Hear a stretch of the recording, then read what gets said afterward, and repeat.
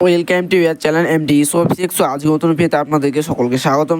আজকের ভিডিও দেখাবো কীভাবে আপনি আপনার মেসেজ টোন অথবা মেসেজের সাউন্ড আপনি পরিবর্তন করবেন, অথবা আপনি আপনার এসএমএস যাতে সে মেসেজের সাউন্ডটা কীভাবে আপনি পরিবর্তন করবেন বা চেঞ্জ করবেন, এটাই কিন্তু আজকে ভিডিও দেখাবো। চলুন আজকে ভিডিওটা শুরু করা যাক।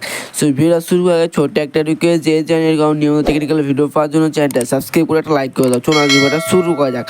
সো মেসেজের রিংটোনটা চেঞ্জ করার জন্য প্রথমে আমি ক্লিক করবো আমার মোবাইল সেটিংস। সেখান থেকে কিন্তু সেটিংসে কিন্তু আমি একবার ক্লিক করে দেবো।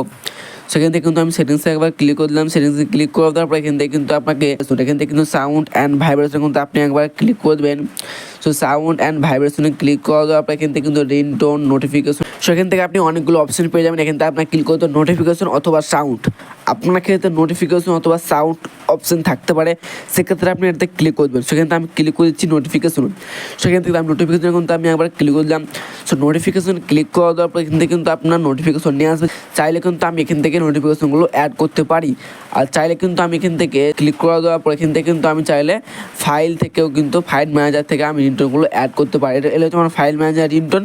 আর ফাইল ম্যানেজার বাদ দিয়ে কিন্তু সেটিংস থেকে কিন্তু এই রিংটোনগুলো রয়েছে, চাইলে কিন্তু আমি এগুলো চুজ করতে পারি। সো আমি কিন্তু এখানে একবার ক্লিক করবো। এখানে ক্লিক করে দেওয়ার পর এখান থেকে কিন্তু অনেকগুলো রিংটোন রয়েছে, বাট অনেকগুলো রিংটোন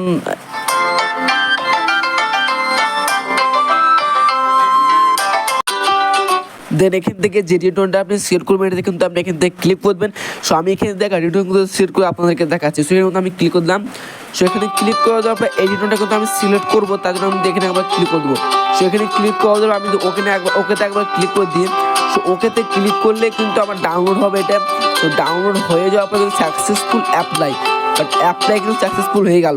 সো আমি যে রিংটোনটা এখান থেকে অ্যাপ্লাই করলাম বা সিলেক্ট করলাম, বর্তমানে কিন্তু আমাকে যদি এসএমএস করো অথবা মেসেজ করো অথবা ওটিপি আসে, সেক্ষেত্রে কিন্তু আমার এই সাউন্ডটা বাজবে।